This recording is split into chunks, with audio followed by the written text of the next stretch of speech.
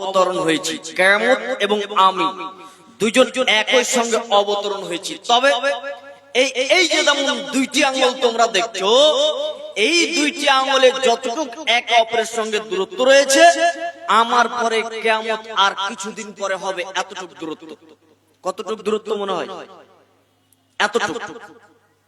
তাহলে মুহাম্মদ সাল্লাল্লাহু আলাইহি সাল্লাম পৃথিবীতে চলে এসেছেন, মানে আর পৃথিবীতে কোনো নবী আসবেন না। আদম আলাইহিস সালাম দিয়ে আল্লাহ পৃথিবী শুরু করেছিলেন।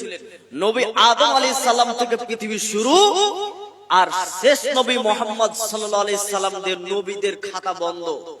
তার মানে পৃথিবী আল্লাহ বেশি দিন টিকিয়ে রাখবেন না। আগেকার নবীদের কওমেরা বলতো তার নাম হবে আহমদ, তার নাম হবে মুহাম্মদ। আর এখন আমরা কি বলছি, 1450 বছর হয়ে গেছে মুহাম্মদ সাল্লাল্লাহু আলাইহি ওয়াসাল্লাম পৃথিবী থেকে চলে গেছে। তাহলে আর পৃথিবী বা কতদিনই থাকে? দেখেন পৃথিবী ধ্বংসের কিছুগুলি লক্ষণ। এক নম্বর আপনাদেরকে বললাম, নবী মুহাম্মদ সাল্লাল্লাহু আলাইহি ওয়াসাল্লাম পৃথিবীতে চলে এসেছেন এবং চলে গেছেন, মানে কিয়ামতের সব থেকে যদি এখন প্রথম লক্ষণ যদি আপনি বলতে চান, তাহলে এটি হচ্ছে প্রথম লক্ষণ যে মুহাম্মদ সাল্লাল্লাহু আলাইহি ওয়াসাল্লাম তিনি পৃথিবীতে চলে এসেছেন। চলুন এরপর আপনাদেরকে দেখাচ্ছি, এক একটা রং দেখাচ্ছি, এক একটা মানুষের আকৃতি, এক একটা মানুষের কারকৃতি। মানুষকে দেখে আপনাকে অনুমান করতে হবে পৃথিবী আর কতদিন থাকবে।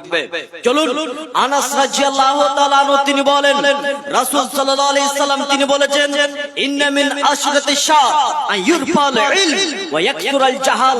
তিনি বলেন পৃথিবী ধ্বংসের পূর্ব লক্ষণ তোমরা দেখতে পাবে, পৃথিবী ধ্বংসের পূর্ব লক্ষণ তোমরা দেখতে পাবে, বিদ্যাকে উঠিয়ে নেওয়া হবে এবং মূর্খতা বৃদ্ধি পাবে, মূর্খতা বৃদ্ধি পেয়ে যাবে এবং শিক্ষার হার উঠে যাবে, শিক্ষাই থাকবে না, ইলমকে উঠিয়ে নেওয়া হবে। মাওলানা সাহেব আরেকটু কমন না গো, আরেকটু কোটা কমন, একদম দুবার কথা আমার কাছে চলে আসছে।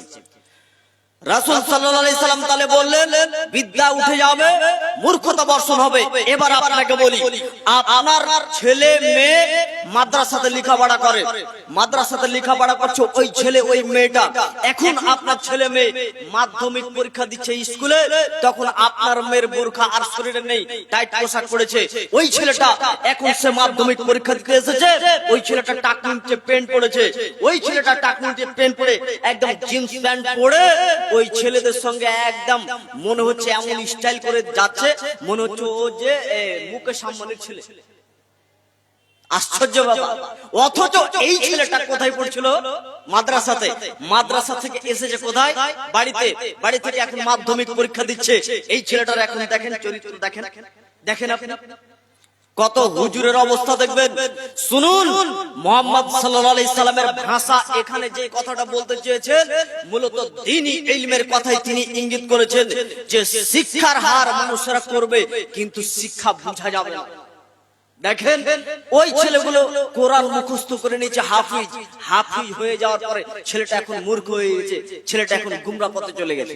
এই ছেলেটা হাফিজ হয়ে যাওয়ার পরে এই ছেলেটা এখন 5 ওয়াক্ত নামাজ পড়ে না।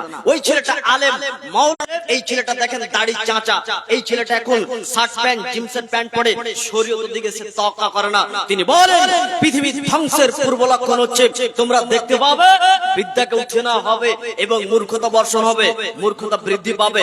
নাম্বার 2, ওয়া ইয়াকসুরা জিনা, ব্যভিচার বেড়ে যাবে। এগুলো হচ্ছে সব কিয়ামতের পূর্ব লক্ষণ। বলুন তো ব্যভিচার বেড়েছে না কমেছে? বলছো মাওলানা সাহেব কই, আমরা তো বুঝতে পারি না। আপনি কেন বুঝবেন? আপনি জানেন না তো। আপনি বাপ, আপনি বাচ্চার জন্ম দিয়ে ছেড়ে দিয়েছেন, আপনি সেই ব্যাপারে আপনার তদন্ত নেই। আপনি একটু তদন্ত করে দেখুন, এখন বর্তমানে এই জালসাতে আপনার মেলাতে আপনার ছেলে আপনার মেয়ে এখন ঘুরে, আপনার মেয়ে এখানে লিপস্টিক দিয়ে সুন্দর করে একদম আপনার হিজাব করে ও এসেছে, আপনার মেয়ে মেলাতে ধাক্কা ধাক্কি করে ঘুরছে। বলুন এটা জেনা কি জেনা নয়? মুহাম্মদ সাল্লাল্লাহু আলাইহি সাল্লাম তিনি 1450 বছর পূর্বে তিনি বলে গেছেন তোমরা দেখতে পাবে ইয়াকসুরা জিনা, ব্যভিচার বেড়ে যাবে। যেখানে সেখানে ব্যভিচার, যেখানে সেখানে ব্যভিচার, যেখানে সেখানে ব্যভিচার, মোবাইলেও ব্যভিচার, রিকশাতে যাচ্ছে তাও ব্যভিচার।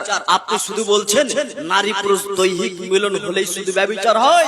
রাসূল সাল্লাল্লাহু আলাইহি সাল্লাম বলেন দুইটি পাপ পৃথিবীতে এমন রয়েছে মানুষ না করে ও পাপ করে নেয়। মানুষ করেনি, অথচ সে পাপী। এক, ওই মেয়েটা যদি বেপরদা হয়ে চলে তাহলে ও জেনা করেনি, অথচ আল্লাহ রাসূল বলছেন এই মহিলাটা হচ্ছে ব্যভিচারিণী। যদিও ও নারী পুরুষ ওরা একে অপরের ছেলে মেয়ের সঙ্গে দৈহিক মিলনে তারা শারীরিক সম্পর্ক হয়নি, শুধু বেপরদা চলার কারণে আল্লাহ নবী বলছেন এই মহিলাটা হচ্ছে ব্যভিচারিণী।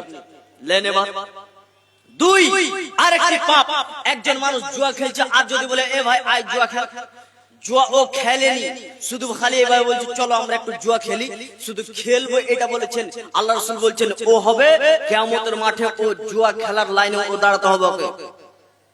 খুব সাবধান। রাসূল সাল্লাল্লাহু আলাইহি সাল্লাম তিনি বলেন এক সূরা জিনা তোমরা দেখতে পাবে, ব্যভিচার বেড়ে যাবে। রাসূল সাল্লাল্লাহু আলাইহি সাল্লাম 3 নম্বরে বলছেন ওয়া এক সূরা শারবুল খাম তোমরা দেখতে পাবে মানুষেরা তারা নেশাদার দ্রব্য পান করে। এখন তো মনে হয় নেশাদার দ্রব্য পান করে না, তাই না? নেশাদার দ্রব্য কাকে বলা হয়? নেশাদার দ্রব্য যেগুলো আসছে সেগুলোকে বলা হয় বিড়ি, সিগারেট, হেরোইন, খৈনি, গুটকা, আপনার কেনা জর্দা, এই সমস্ত জাতীয়গুলি।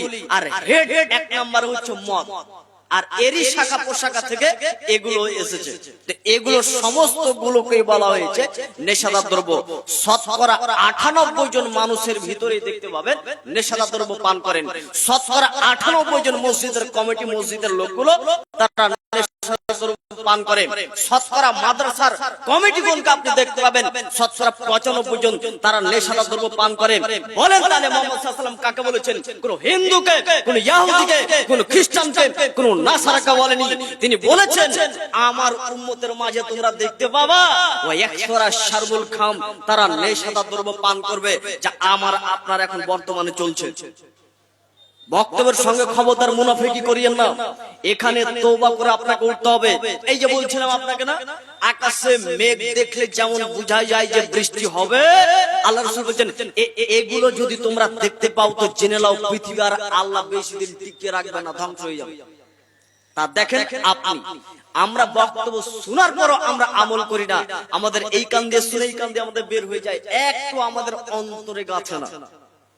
রাসূল সাল্লাল্লাহু আলাইহি সাল্লাম ৪র্থ নম্বরে বলছেন ওয়া ইয়াকিল্লার রিজাল পুরুষ কমে যাবে, ওয়া ইয়াকসুরান নিসা এবং মহিলা বেড়ে যাবে। মহিলা এত বেশি হবে, মহিলা এত বেশি হবে, মহিলা এত বেশি হবে, একজন পুরুষের অধীনে থাকবে 50 জন নারী, একজন পুরুষের অধীনে থাকবে 50 জন নারী। আল্লাহ রাসূল বলছেন এগুলো হচ্ছে কিয়ামতের পূর্ব লক্ষণ। হুযায়ফা রাদিয়াল্লাহু তাআলা আনহু তিনি একদা আল্লাহ রাসূলকে বলছেন আল্লাহর নবী আমরা এমন একটা যুগে ছিলাম, বর্বরতার যুগে, মূর্খতার যুগে আমরা পার করেছি আমরা আমাদের সময়কে। আমরা ভাই আপনারা বসে যান, আপনারা বসে যান, একটু বসুন, দাঁড়িয়ে থাকতে পারবেন না, বসে যান, আর না হয় এখান থেকে চলে যেতে হবে। আপনারা বসুন, না হয় চলে যান, আবার 2 মিনিট পর আবার আপনাদেরকে বলবো, আপনারা বসে যান। রাসূল হুযায়ফা রাদিয়াল্লাহু তাআলা আনহু তিনি বলেন সাহাবীগণ আল্লাহ নবীকে জিজ্ঞাসা করত কল্যাণ সম্পর্কে, আল্লাহ রাসূল কোন আমল করলে কেমন সওয়াব হবে, কিন্তু আমি হুযায়ফা অনিষ্ট সম্পর্কে আমি আল্লাহ রাসূলকে জিজ্ঞাসা করতাম, ভয়াবহ জিনিস সম্পর্কে, কোন জিনিসটা করলে মানুষ ক্ষতিগ্রস্তের ভিতরে পড়বে, এগুলো আমি জিজ্ঞাসা করতাম। তো একদা আমি আল্লাহ নবীকে বললাম আল্লাহর নবী আমরা বর্বরতার যুগে, আমরা মূর্খতা অবস্থায় আমরা জীবন কাটিয়েছি, আমরা কল্যাণের মধ্যে এসেছি, আল্লাহ আমাদেরকে ইসলাম দান করেছে, আমরা হেদায়েত পেয়েছি, আমরা কল্যাণের মধ্যে চলে এসেছি। তো এই যে আমরা কল্যাণে এখন আছি, এরপরে কি অকল্যাণ আসবে?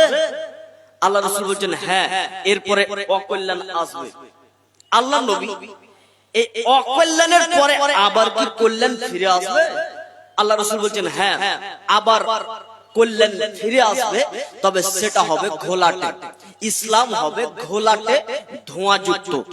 তখন ওই হুযায়ফা বলছে আল্লাহ নবী ইসলাম যে ধোঁয়াটে, ইসলাম যে ঘোলাটে, এটা বুঝতে পারলাম না যে।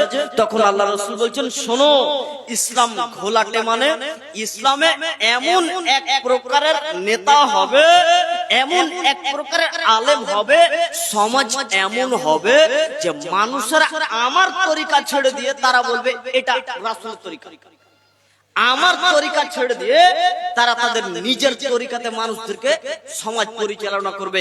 এটাই হবে ইসলামের ঘোলাটে। আল্লাহর নবী তাদের পরিচয়গুলো একটু দেন তো, ওই লোকগুলো কেমন হবে। তখন আল্লাহ রাসূল বলছেন, শোনো শোনো শোনো, ওই লোকগুলি তোমাদের মতনই হবে, ওরা তোমাদের মতোই ভাষাতে তারা কথা বলবে। আল্লাহর নবী ওই সময়তে যদি আমি হুযায়ফা ওদের সম্মুখীন হই, একেবারে মুখোমুখি হই, তাহলে আমার করণীয় কি এবার বলেন। তখন আল্লাহ রাসূল বলছেন, শোনো হুযায়ফা, যদি তুমি তাদের সম্মুখীন হও তাহলে সেই সময়তে তুমি মুসলিম কোন নেতাকে খুঁজে নাও, আর যদি মুসলিম নেতা না পাও তাহলে মুসলিম কোন সমাজকে তুমি খুঁজো। এই মুসলিম নেতা আর মুসলিম সমাজে দুটার ভিতরে কোন একজনকে তুমি ধরে নেবে। তখন হুযায়ফা বলছে, আল্লাহর নবী, যদি মুসলিম নেতা না পাওয়া যায়, যদি মুসলিম সমাজ না পাওয়া যায় তাহলে কি করব।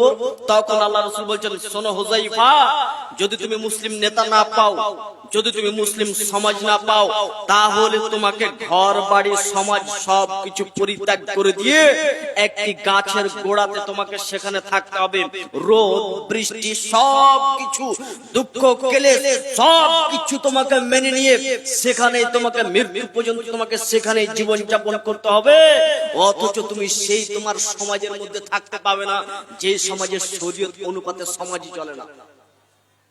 সময় তো তিনি ভাই শোনেন, রাসূল সাল্লাল্লাহু আলাইহি সাল্লাম তিনি বলেন, পৃথিবী ধ্বংসের পূর্ব লক্ষণ হচ্ছে, আল্লাহ রাসূল বলছেন শুনে নাও, আইম্মাতা মুদিল্লিন, এমন একটি সমাজ চলে আসবে, ভ্রান্ত হুজুর, ভ্রান্ত আলেম সমাজের ভিতরে দেখা দিবে, যারা মানুষদেরকে ভ্রান্ত দিকে নিয়ে যাবে।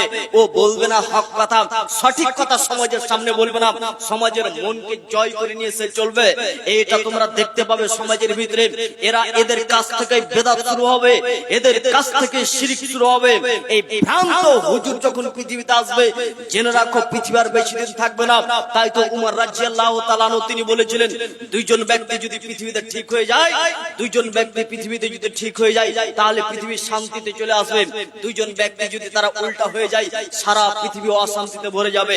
দুইজন ব্যক্তিকে, একজন হচ্ছে আলেম, আলেম যদি সঠিক হয়ে যায় সমাজ সব সঠিক হয়ে যাবে, মানুষের ইবাদতে আর মতভেদ থাকবে না, সমাজ সবারটাই ঠিক হয়ে যাবে। আলেম যদি ঠিক হয়ে যায়, দুই নেতা, মুখ্যমন্ত্রী বলেন, প্রধানমন্ত্রী বলেন, দেশের যিনি নেতা হবে, দেশের যিনি বাদশা হবে, এ যদি সঠিকভাবে দেশ পরিচালনা করে তাহলে পৃথিবীতে শান্তি ছেয়ে আসবে। কারণ ও তখন দেশকে পরিচালনা করবে অর্থনৈতিক দিক থেকে, শিক্ষার দিক থেকে। তাহলে এই দুইজন ব্যক্তিকে ঠিক হতে হবে। এই দুইজন ব্যক্তি যদি উল্টা হয়ে যায় তাহলে মানুষ মোটর বাইকে পেট্রোল ভরতে পারবে না। এই নেতা যদি একটু গোলমাল হয়ে যায় তাহলে অর্থ সম্পদকে লুটে নেবে। এই নেতা যদি একটু উল্টা পাল্টা হয়ে যায় তাহলে দেশকে বিক্রি করে ছাড়বে। আর এই আলেম যদি একটু যদি উল্টা পাল্টা হয়ে যায়, মানুষকে উল্টা ফতোয়া দিয়ে জাহান্নামে ঢুকিয়ে দেবে। দেখবেন আপনি, দেখবেন, দেখাচ্ছি একটু দেখুন তো। ওই হুজুরের মা মারা গেছে, আপনারও মা মারা গেছে, তো আপনার মা মারা গেছে, তো আপনি বলছেন আমার বাড়িতে আসুন তো, আমার মায়ের জন্য একটু দোয়া করে দেন। তখন ও হুজুর আসলো, এসে আপনার মায়ের জন্য খুব অজর নয়নে কাঁদলো আর দোয়া করে দিলে। বাড়ি যাবার সময় তো ওকে কিছু খেতে দিলেন, মুরগা ভাত খেতে দিলেন, একটি লুঙ্গি দিলেন, দিয়ে ওকে বলেন হুজুর যান, আবার আগামীতে আপনাকে ডাকবো, আসবেন তো? বলছে আচ্ছা ঠিক আছে। যাওয়ার সময় 1000 টাকা পকেটে ভরে দিলেন, হুজুর চলে গেল। এর পরের বার আবার হুজুরকে ডাকেন, ডাকার পরে এবার হুজুরকে খেতে দিয়েন না, টাকা দিয়েন না, এমনি রাখেন। হুজুর আবার দোয়া করার পর হুজুর দেখছে দাঁড়িয়ে আছে, হুজুর কার কার খেতে দিয়েন না, আপনি ঘরে ঢুকে যান, দিয়ে আপনি বলেন হুজুর এবার যান আপনি। হুজুর চলে গেল। তৃতীয় বছর ওই হুজুরকে ডাকবেন আর আপনি পাবেন না। পাগলামি কারবার। ওর মা মারা গেছে ওই আলেমের, ওর মায়ের জন্য চোখের পানি কোনোদিনই পড়লো না, আর আপনার মায়ের জন্য চোখের পানি পড়বে? এটা কি হতে পারে? ওর মা মারা গেছে, ওর মায়ের জন্য চোখের জল পড়ে না, ওর মায়ের জন্য কোনদিন এই পর্যন্ত সে দোয়া করেনি, ওর মায়ের জন্য কোনদিন কাঁদেনি। আপনার বাড়িতে এসে কেঁদে দোয়া করেছে কেন?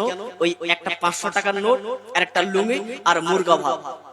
রাসূল সাল্লাল্লাহু আলাইহি সাল্লাম তিনি বলেন, শুনে রাখো, পৃথিবীর ধ্বংসের পূর্ব লক্ষণ তোমরা দেখতে পাবে। ভ্রান্ত হুজুর সমাজের ভিতরে যদি চলে আসে, ভ্রান্ত আলেম যদি সমাজের ভিতরে চলে আসে, তাহলে সমাজকে ধ্বংসের দিকে নিক্ষেপ করে দেবে। রাসূল সাল্লাল্লাহু আলাইহি সাল্লাম বলছেন, এগুলো সব হচ্ছে পৃথিবীর ধ্বংসের পূর্ব লক্ষণ। এবার আপনার আমার ব্যাপারে একটু আলোচনা করে নি, আমার আর আপনার ব্যাপারে একটু আলোচনা করে নি। কি আলোচনা মাওলানা সাহেব, কি আলোচনা দেখুন। আবু হুরায়রা রাদিয়াল্লাহু তাআলা আনহু তিনি বলেন, একদা একজন ব্যক্তি এসে আল্লাহর নবীকে জিজ্ঞাসা করলেন, মাতা সা, কিয়ামত কখন হবে? তো আল্লাহ রাসূল ওর প্রশ্নের উত্তর দিচ্ছেন না, চুপ করে আছে। সাহাবীগণ বলছে, কি ব্যাপার, আল্লাহ রাসূল তার প্রশ্নের উত্তর দিচ্ছেন না কেন? আল্লাহ রাসূল অন্য এক বক্তব্যতে ব্যস্ত ছিলেন, প্রশ্ন উত্তর দিচ্ছেন না।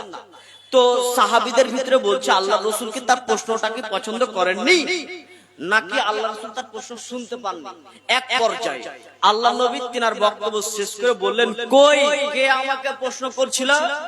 তখন বলছে, জি, আমি বলছিলাম আপনাকে কিয়ামত কখন হবে, আপনি আমাকে বলে দেন।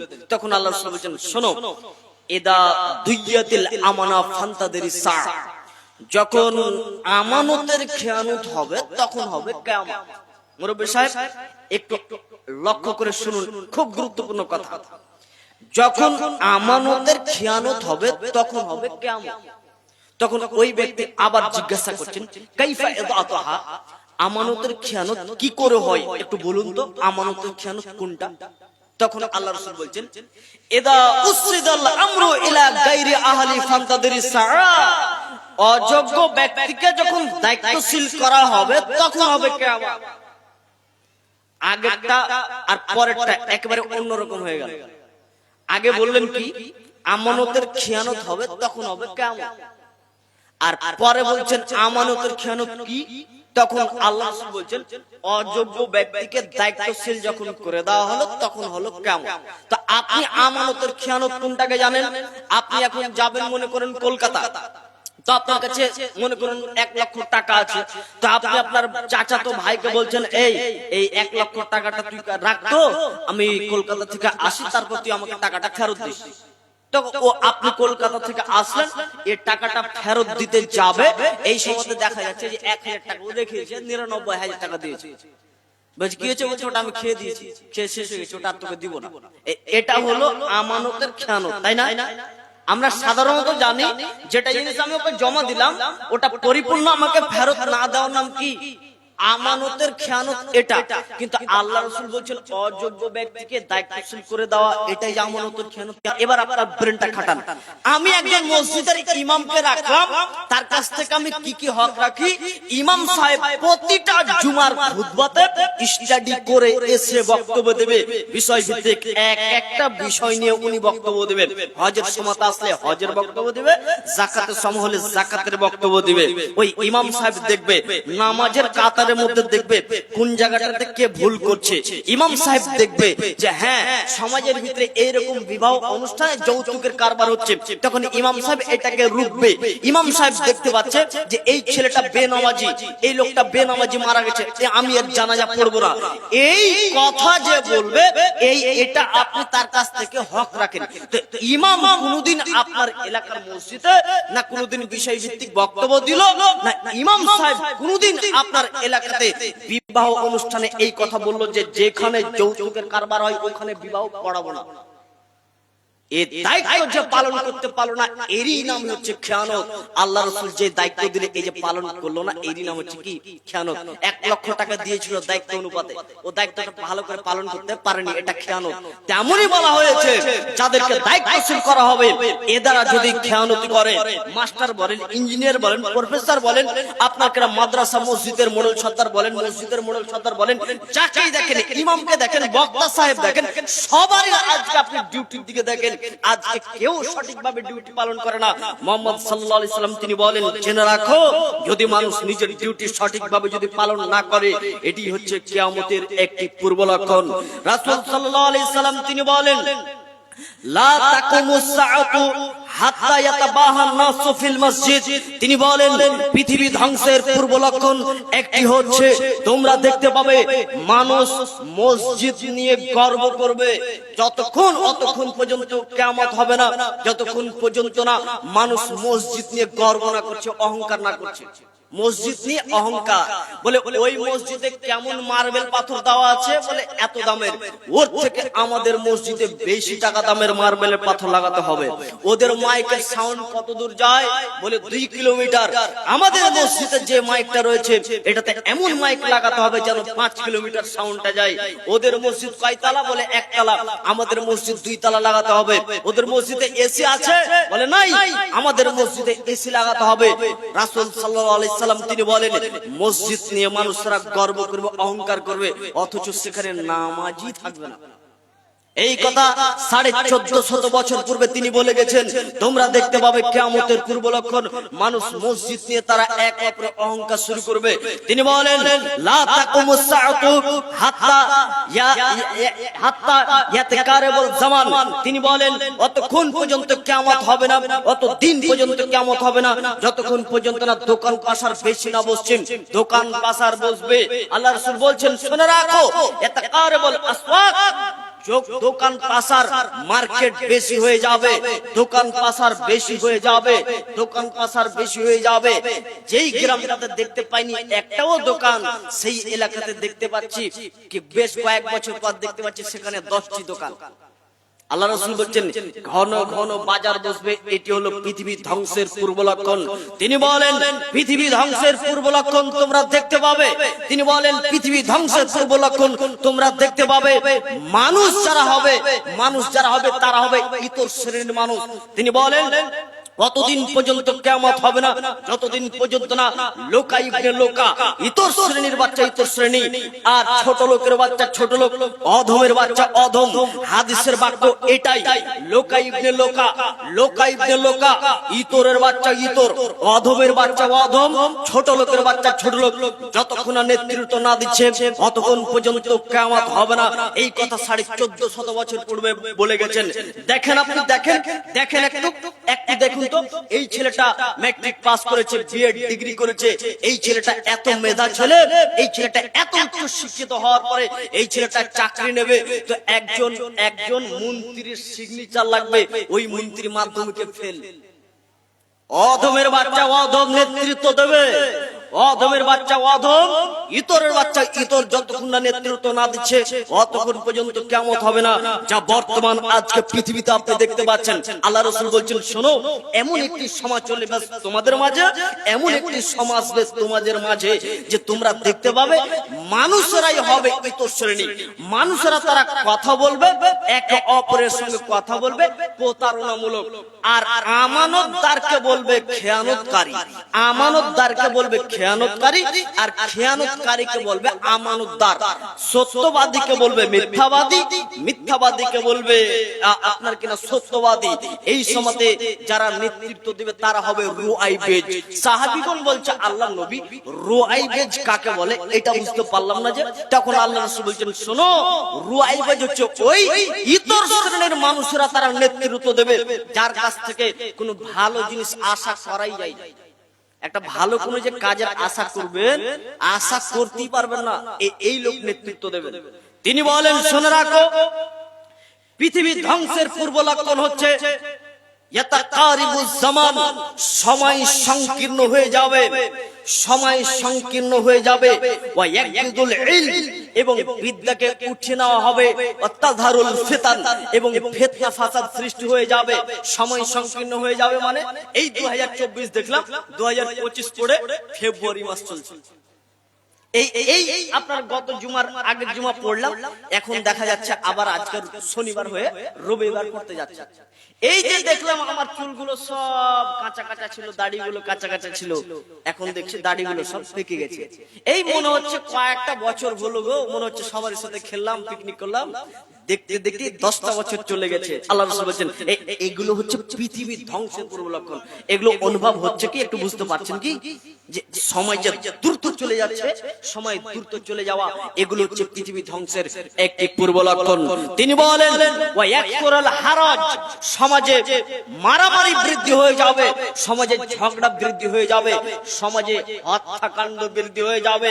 এক পর্যায়ে আল্লাহ রাসূল বলছেন শোনো, মানুষরা হত্যা করবে, মানুষরা হত্যা করতে করতে তার নিজের পড়োশীকে হত্যা করবে, তারা সন্তানরা তার নিজের মাকে হত্যা করবে, সন্তানরা তার নিজের চাচাতো ভাইকে হত্যা করবে, সন্তানরা তার নিজের পিতাকে হত্যা করবে।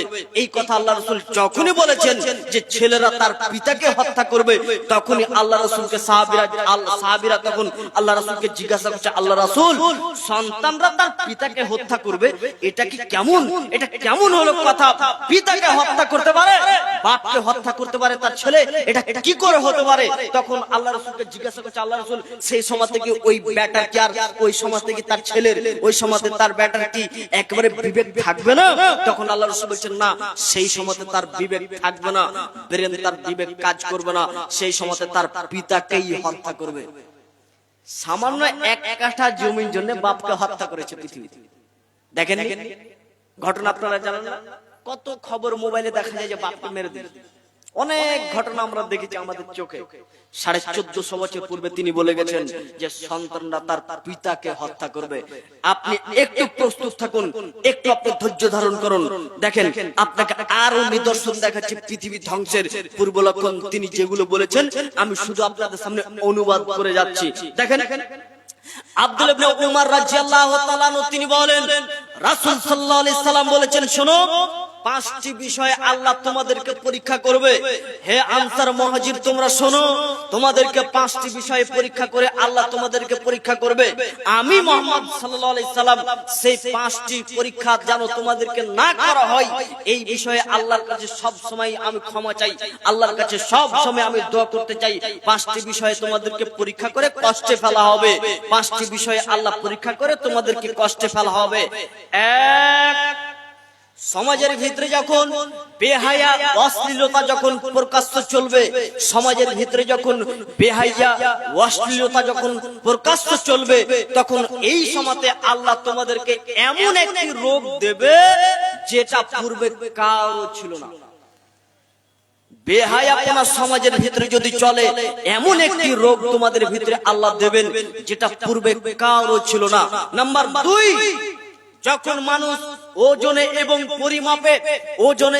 পরিমাপে মানুষ যখন কম দেবে, তখন তোমরা জেনে রাখো বিজাতিরা অত্যাচারের শাসক তোমাদের উপরে শাসন করবে এবং ওরা আল্লাহ তোমাদেরকে দুর্ভিক্ষ দিয়ে দিবে, আল্লাহ তোমাদেরকে ক্ষুধা বাড়িয়ে দিবে, আল্লাহ তোমাদের অর্থ সম্পদের ক্ষতি করে দেবে, আল্লাহ তোমাদেরকে ফকির করে দেবে যদি তোমরা ওজনে এবং পরিমাপে যদি তোমরা কম দাও।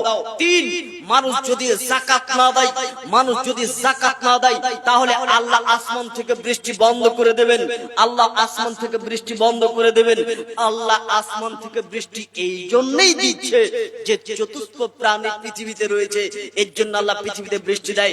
যদি চতুষ্প প্রাণী না থাকতো আর মানুষ যদি যাকাত না দিত, তাহলে আল্লাহ বৃষ্টি বন্ধ করে দিতেন। এই কথা মুহাম্মদ সাল্লাল্লাহু আলাইহি সাল্লাম তিনি বলেন।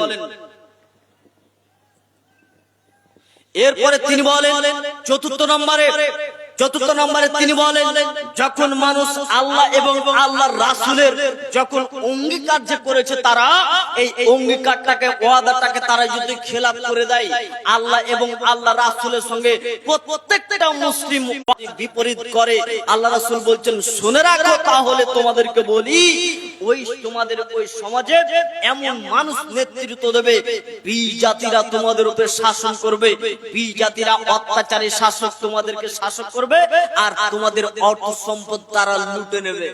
ওয়াকফের বিল পাস হয়ে গেছে, আমরা সবাই জানি, কিন্তু আপনি বলুন তো, আল্লাহ নবীর সঙ্গে আমরা যে ওয়াদা করেছি, আমরা কি ওয়াদা পরিপূর্ণ মেনেছি?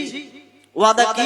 আমরা বললাম লা ইলাহা ইল্লাল্লাহ, আল্লাহ ছাড়া সত্য কোনো ইলাহা নেই, এটা আমি আপনি বলে ফেলেছি।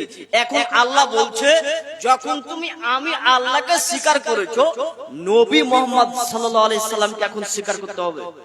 তিনি যেই তরিকা দিয়েছে সেই তরিকায় আমল করতে হবে। আল্লাহ নবী বলছেন 5 ওয়াক্ত সালাত আদায় করো এইভাবে। বলুন তো আপনি কি 5 ওয়াক্ত সালাত আদায় করেন? এটাই হচ্ছে ওয়াদা। মানুষ যখন আল্লাহ এবং আল্লাহ রাসূলের সঙ্গে ওয়াদার খেলাফ করে দেবে, তখন আল্লাহ রাসূল বলছেন বিজাতিরা তোমাদের উপরে শাসন করবে এবং তোমাদের অর্থ সম্পদ তোমাদের লুটে নেবে। এখন আপনি অ্যাকাউন্টে টাকা অনেক রেখেছেন, দেখতে পাচ্ছেন 1 কোটি টাকা, হঠাৎ করে সকালবেলাতে উঠে দেখবেন পয়সা জিরো হয়ে গেছেন, কি করবেন? কার হাত ধরবেন? আল্লাহ রাসূল এই কথাই বলেছেন, তোমরা দেখতে পাবা যে মানুষের অর্থ সম্পদকে আল্লাহ উঠিয়ে নেবেন এবং এই জাতিরা তাদের অর্থ সম্পদকে লুটে নেবে। কেন? তারা আল্লাহ এবং আল্লাহ রাসূলের সঙ্গে তারা মুনাফিকি করেছে, তার কারণে। 5 নম্বরে আল্লাহ রাসূল বলছেন, শুনে রাখো তোমাদেরকে বলি, আল্লাহ রাসূল বলছেন 5 নম্বরে যে মানুষ যখন আলেম ওলামা যখন আর নেতা মন্ত্রী যখন কোরআনের আইন অনুপাতে যখন দেশ চালাবে না, কোরআন অনুপাতে যখন সমাজ চালাবে না, তখন আল্লাহ ওই সমাজের উপরে দুঃখ কষ্ট অভাব অনটন ওই সমাজের উপরে আল্লাহ দিয়ে দিবেন। 5টি বিষয়ে আল্লাহ পরীক্ষা করে কষ্ট ফেলবেন। আল্লাহ রাসূল বলছেন আমি তোমাদের জন্য আল্লাহর কাছে সব সময় এই প্রার্থনা করি যেন আল্লাহ তোমাদেরকে এই কষ্ট না ফেলে। সম্মানিত দিনী ভাই, এবার আপনাদেরকে যে কথাগুলি বলতে যাচ্ছি এগুলো কিয়ামতের পূর্ব লক্ষণ। তবে এই লক্ষণগুলি হবে একটা নির্দিষ্ট দূরের টাইম, কিন্তু এখন যেগুলো আপনাদেরকে বলতে যাচ্ছি এই লক্ষণগুলি কিয়ামতের একেবারে নিকটবর্তী, একদম কাছাকাছি। এই নিকটবর্তী কিয়ামতের লক্ষণগুলো আপনাদেরকে এখন বলছি, একটু ধৈর্য সহকারে শুনুন। হুযায়ফা রাদিয়াল্লাহু তাআলা আনহু তিনি বলেন, রাসূল সাল্লাল্লাহু আলাইহি সাল্লাম তিনি বলেছেন যে তোমরা দেখতে পাবে 10টি নিদর্শন। 10টি নিদর্শন যখন তোমরা পৃথিবীতে দেখবে তখন তোমরা জেনে নাও পৃথিবী আর বেশি দিন থাকবে না। এর আগের যে লক্ষণগুলো বললাম এই লক্ষণগুলো আমাদের সমাজে প্রায় চলে এসেছে, কিন্তু এখন আপনাদের সামনে যে 10টা বলবো এগুলো কিন্তু এখনো তেমনটা আসেনি, তবে সেগুলো আসার আবহাওয়া চলে এসেছে। তিনি বলেন খুব একটু সতর্ক হয়ে বসুন, একটু আপনারা শুনুন। আল্লাহ রাসূল এবার বলছেন, তিনি কি বলছেন দেখেন, 10টি লক্ষণ তিনি বলছেন, 10টি লক্ষণ পৃথিবীতে ঘটবে। হুযায়ফা রাদিয়াল্লাহু তাআলা আনহু তিনি বলেন, আল্লাহ রাসূল আমাদেরকে বললেন 10টি আলামত, 10টি নিদর্শন না ঘটা পর্যন্ত কিয়ামত হবে না। এক, দুখান নামে একটি ধোঁয়া আসবে পৃথিবীতে। এই ধোঁয়াটা পৃথিবীতে আসবে, তারপরে তোমরা দেখতে পাবে এই ধোঁয়াটা পূর্ব পশ্চিম প্রান্তে এই ধোঁয়াটি যাবে। তারপরে মুহাদ্দিস ইকরামগণ বলছেন এই ধোঁয়াটি প্রায় 40 দিন যাবত ধোঁয়াটা পৃথিবীতে থাকবে। পৃথিবীতে যতগুলি খাল বিল রয়েছে, পৃথিবীতে যতগুলো ফাঁকা জায়গা রয়েছে, সমস্ত ফাঁকা জায়গাগুলোতে এই দুখান নামে ধোঁয়াটা পৌঁছে যাবে। আর এই ধোঁয়াটি যারা কাফের মুশরিক হবে, এই সমস্ত কাফের মুশরিকের নাকের ছিদ্র দিয়ে, শরীরের ছিদ্র দিয়ে এই ধোঁয়াগুলি তাদের ভিতরে প্রবেশ করবে এবং বের হবে। এইভাবে তারা ফুলে ফেপে যাবে। এরকম তোমরা যখন দেখতে পাবে তখন শুনে রাখো এই সময়তে যারা মুমিনরা থাকবে তাদেরকে হালকা সর্দি জ্বর, সর্দি কাশি হালকা হবে, তারপরে ধোঁয়াটা সেখান থেকে চলে যাবে। এই দুখান নামে একটি ধোঁয়া পৃথিবী ধ্বংসের পূর্বে একটা বের হবে। নাম্বার 2, দাজ্জাল বলে একজন আসবে পৃথিবীতে। এই দাজ্জাল যখন আসবে তখন তোমরা জেনে নাও আর পৃথিবী বেশি দিন নেই। আপনারা জানেন তো দাজ্জাল কে? দাজ্জালকে আপনারা জানেন? দাজ্জাল কি পৃথিবীতে আছে? একটি হাদিস থেকে বোঝা যায় যে দাজ্জাল পৃথিবীতে রয়েছে। আবার অন্যান্য মুহাদ্দিস ইকরামগণ বলছেন না, দাজ্জালের জন্ম হবে। তবে যেই হাদিসটা বেশি পাওয়ারফুল সেই হাদিসটা আপনাদেরকে বলছি। ফাতিমা বিনতে কায়েস রাদিয়াল্লাহু তাআলা আনহা তিনি বলেন যে রাসূল সাল্লাল্লাহু আলাইহি সাল্লাম তিনি বলছেন সামিতু মুনাদি ওয়া ইউনাদু সালাতুল জামিয়া। একদা আল্লাহর নবী সালাত আদায় করলেন। সালাত আদায় করে তিনি আমাদেরকে বললেন, এই তোমরা সব স্ব স্থানে সবাই বসে পড়ো, আমি তোমাদেরকে তামিমদারি, সে একজন খ্রিস্টান লোক, সে আমাকে তার কিছু কথা আমাকে বলেছে, সেই কথাগুলি আমি তোমাদেরকে এখন শোনাতে যাচ্ছি। তামিমদারি খ্রিস্টান লোক, সে ইসলাম কবুল করেছেন।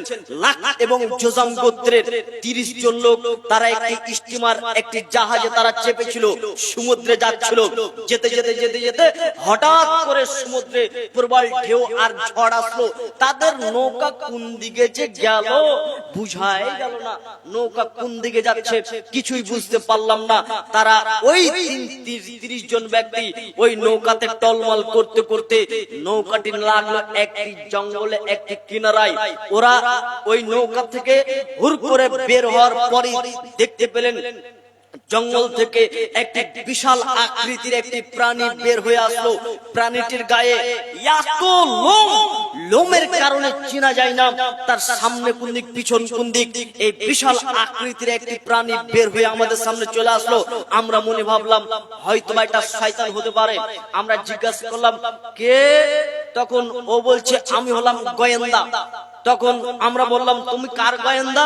তখন বলছেন ওই ওখানে একজন ব্যক্তি আছে, চলো। তখন আমাদেরকে নিয়ে গেল। আমরা ঘরের ভিতরে যখন যাচ্ছি তো দেখতে পাচ্ছি একজন ব্যক্তিকে হাত এবং পাকে ঘাড়ের সঙ্গে এইভাবে শক্ত করে চিঁচি দিয়ে বেঁধে দেওয়া আছে। লাফ দিয়ে আকাশে উঠে যাচ্ছে, আবার নিচে পড়ছে, লাফ দিয়ে আকাশে উঠছে, আবার নিচে পড়ছে। আমরা মনে মনে ভাবলাম হয়তো বা এটা শয়তান হতে পারে। তখন আমরা জিজ্ঞাসা করলাম তুমি কে? তখন ও আমাদেরকে আগে জিজ্ঞাসা করছে আরে তোমরা কে, তোমরা আগে বলো। তখন আমরা বললাম আমরা 30 জন লোক জাহাজে চেপেছিলাম, আমাদের জাহাজ কোন দিকে যে গেল ঢেউয়ে আমরা বুঝতে পারলাম না। আমরা এসেছি এখন জঙ্গলে, আমাদেরকে একজন এখানে নিয়ে আসলো। ও আচ্ছা ঠিক আছে, তাহলে তোমাদেরকে কয়েকটা প্রশ্ন করি। আচ্ছা বলো তো বাইসানে একটি খেজুরের বাগান রয়েছে, ওই বাগানে কি খেজুর হয়? তখন আমরা বললাম হ্যাঁ সেখানে খেজুর হয়। তখন ও বলছে একদিন ওই খেজুরের বাগানটা খেজুর দিবে না। ও আবার আমাদেরকে প্রশ্ন করলেন আচ্ছা বলো তো তাবারিয়া নামক বলে একটি কি বিল আছে, সেখানে কি পানি আছে?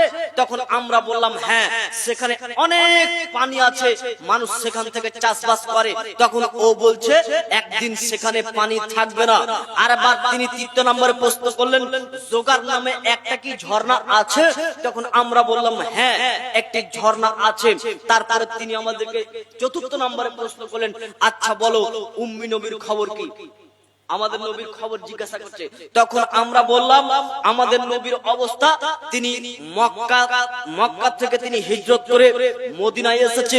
মদিনার বেশ কিছুগুলি তিনি দেশগুলোকে আশেপাশের সে জায়গাগুলোকে তিনি এখন যুদ্ধ করে তিনি দখল করেছেন, এখন তিনি ভালো রয়েছেন। তখন বললেন আচ্ছা ঠিক আছে তোমাদের উচিত হবে যে ওই ব্যক্তিকে মেনে নেওয়া। তখন দাজ্জাল বলছে যে তোমাদের উচিত হবে মুহাম্মদকে মেনে নেওয়া। তখন এবার বলছেন আচ্ছা শোনো, এতক্ষণ আমি তোমাদের সঙ্গে কথা বললাম, আমি কে এবার আমি তোমাদেরকে বলে দিচ্ছি, আমি হচ্ছি দাজ্জাল। এ হচ্ছে দাজ্জাল। এই হাদিস থেকে বোঝা যায় যে দাজ্জাল পৃথিবীতে রয়েছে। যাই হোক বক্তা সাহেব চলে এসেছে, আমি লম্বা বেশি করছি না। রাসূল সাল্লাল্লাহু আলাইহি সাল্লাম তিনি বলেন পৃথিবী ধ্বংসের পূর্ব লক্ষণ তোমরা দেখতে পাবে, ইয়াজুজ মাজুজ আসবে, নুজুলা ঈসা ইবনে মারইয়াম, মারইয়ামের পুত্র ঈসা আলাইহিস সালাম আসবে, 3টি ভূমিকম্প হবে। আল্লাহ রাসূল এগুলো বললেন যে 10টি লক্ষণ তোমরা দেখতে পাবে, পশ্চিম আকাশে সূর্য উদয় হয়ে যাবে। এগুলো সব হচ্ছে কিয়ামতের একেবারে নিকটবর্তী লক্ষণগুলি। এই লক্ষণগুলি যখন ঘটে যাবে তখন বুঝে নিতে হবে পৃথিবী আর বেশি দিন থাকবে না।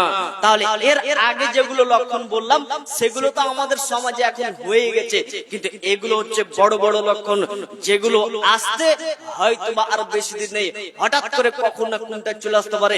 সময় তো দিনই ভাই, আপনাদের কাছে আমি যেটা কথা বলতে চাচ্ছিলাম, আমার কথাতে আপনারা হয়তো দুঃখ পাচ্ছেন। মাওলানা সাহেব এইভাবে আপনি বলবেন, এইভাবে বলবেন, কেন বলবো না বলুন? আপনাকে কেন বলবো না আপনি বলুন তো? উহুদের যুদ্ধে আল্লাহ নবী 50 জনকে বললেন জাবালে রোমাত নামে ওই পাহাড়ে তোমরা থাকো, খবরদার তীর নিক্ষেপের জন্য তোমরা রেডি হয়ে যাও, শত্রুরা যেন পিছন থেকে আমাদেরকে ধাওয়া না করে। তো ওদেরকে রাখলেন। আমরা যুদ্ধতে হেরে যাই, বা জিতে যাই, খবরদার আমি নবী তোমাদেরকে যতক্ষণ পর্যন্ত না ওই পাহাড় থেকে নিচে আসতে না বলবো ততক্ষণ পর্যন্ত তোমরা ওখানেই থাকো। যুদ্ধ এখন শেষের মুহূর্তে, সাহাবী লোকে একে অপরে গোছাতে শুরু করেছে। 50 জনের ভিতরে এখন গল্প শুরু হয়ে গেল।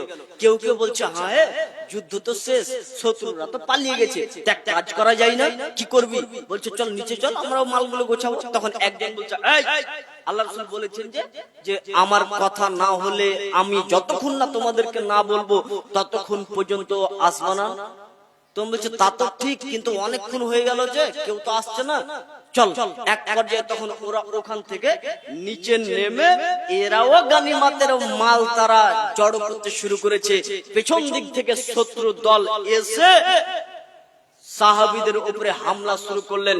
যদিও সঠিক ব্যাখ্যা হচ্ছে এটি যে ওই যুদ্ধতে মুসলিমরা পরাজয় হননি, তাদের ক্ষয়ক্ষতি হয়েছিল। মুহাদ্দিস ইকরামগণ এটি বলেছেন তারা যুদ্ধের ময়দান থেকে যেহেতু তারা পালিয়ে যায়নি, তারা ক্ষয়ক্ষতি হয়ে গিয়েছিল শুধুমাত্র একটি কথাকে অমান্য করার কারণে। কি বলুন তো? খবরদার ওখান থেকে নামিও না, যুদ্ধে হেরে গেল, যুদ্ধে জিতে গেল, ওখান থেকে তোমরা নিচে আসছো না। একটি হুকুমকে অমান্য করার কারণে এত বড় একটা ক্ষতি হয়ে গেল। দিন রাত আপনি মুহাম্মদ সাল্লাল্লাহু আলাইহি ওয়াসাল্লামের বিরোধিতা কাজ করেন, দিন রাত আপনার ছেলে মেয়ে মুহাম্মদ সাল্লাল্লাহু আলাইহি ওয়াসাল্লামের বিরোধিতা কাজ করে, দিন রাত আপনি আল্লাহ এবং আল্লাহ রাসূলের বিরোধিতা কাজ করেন, আপনি নিশ্চিত পাবেন আপনি সংগ্রাম করবেন, আপনি নেতাদের বিরুদ্ধে আন্দোলন করবেন, উপায় নেই। অতএব আপনি আপনার নিজের আমলকে প্রস্তুতি করুন। রাসূল সাল্লাল্লাহু আলাইহি সাল্লাম তিনি বলেন, রাসূল সাল্লাল্লাহু আলাইহি সাল্লাম তিনি বলেন, শুনে রাখো আল্লাহ তোমাদেরকে বলছেন ইন্নাল্লাহা লা ইয়ানজুরু ইলা সুআদিকুম ওয়া আমওয়ালিকুম। আল্লাহ দেখেন না তুমি কত সুন্দর, আল্লাহ দেখেন না তুমি কত কোটিপতি, আল্লাহ দেখেন না তুমি কত অর্থ সম্পদশালী, আল্লাহ দেখেন না তোমার কত সম্পদ, আল্লাহ দেখেন না তুমি কত সৌন্দর্য, ওয়ালাকিন ইয়ানজুরু ইলা কুলুবিকুম ওয়া আমালিকুম। আল্লাহ দেখেন তোমার অন্তর, আল্লাহ দেখেন তোমার আমল। অতএব আমরা আমাদের অন্তরকে একটু ঠিক রাখবো, আমরা অন্তরটাকে ঠিক রাখবো, আমল ঠিক রাখবো। দুইটা আমরা যদি ঠিক রাখি ইনশাআল্লাহ নাজাত পেয়ে যাব। আল্লাহর কাছে শেষে দোয়া করি, এখানে আমরা যতগুলো লোক বসে রয়েছি, বক্তা সাহেব চলে এসেছেন, আর বেশি রাত করে জালসা করাটা খুব একটা ভালো নয়, তো উনিও হয়তো কিছুক্ষণ আপনার সামনে আলোচনা করবেন। যতগুলো লোক আছে আপনারা একটা ধৈর্য সহকারে বসবেন, শেষের দিকে ওনার হাতে আপনারা কিছু দিয়ে যাবেন। আল্লাহর কাছে দোয়া করি, আল্লাহ আপনি বড় রহমান, আপনি বড় মেহেরবান। আমরা এখানে যতগুলো লোক বসে আছি, উপস্থিত হয়েছি, যতগুলো এখনো আসতে পারেনি, আমরা প্রত্যেকেই জানো দিন ইসলামের পথে যেন আমরা চলতে পারি। আর আমাদের আপনার কাছে শুধুমাত্র একটা আমরা আবদার রাখি, আল্লাহ আমাদের প্রত্যেকটা পরিবারকে আদর্শ পরিবার আপনি একটা দান করুন, বলুন আমিন। আল্লাহ মৃত্যুর পূর্বে আপনি আমাদের প্রতি সন্তুষ্ট হয়ে যান, বলুন আমিন। একজন 800 টাকা দিয়েছেন, 2 বস্তা সিমেন্ট বাকি। আচ্ছা বাকিটা লিখে দেন। যাই হোক ভাই, আমি আমার বক্তব্য এখান থেকে ইতি করলাম। আসসালামু আলাইকুম ওয়া রাহমাতুল্লাহি ওয়া বারাকাতুহু। এটা